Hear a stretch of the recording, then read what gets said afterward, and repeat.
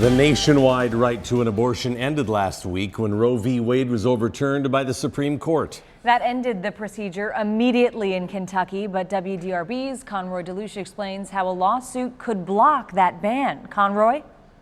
Abortion rights groups argue that the right to privacy, therefore right to an abortion, is protected in the state's constitution.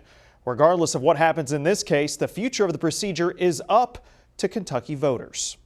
With one decision from Washington, after 49 years, the legal right to an abortion ended in Kentucky. What the Supreme Court did was unprecedented. Roe v. Wade was essentially super precedent because it was decided, back in 1973 and then reaffirmed in 1992 in the Planned Parenthood versus Casey case. With a new precedent established, the decision on abortion fell back to the states. Kentucky's trigger ban was activated. It is now, and as of Friday it was, a Class D felony for a doctor to terminate a pregnancy. Now, the ACLU and Planned Parenthood are filing a lawsuit to reopen Louisville's 2 abortion clinics. The argument is that Kentucky's Constitution protects the right to abortion, but there's a section of the Constitution that talks about personal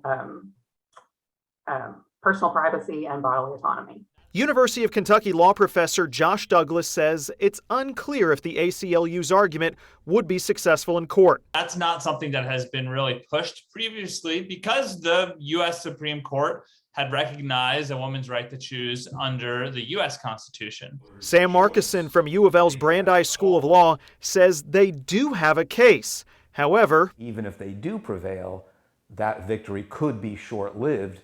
That's because abortion will be on the ballot this year. Thanks to a bill pushed through by the Republican-led state legislature, Kentucky voters will decide on a proposed amendment to the state's constitution, saying it does not secure or protect a right to abortion. So that will be ultimately the voters' choice to make that call in November.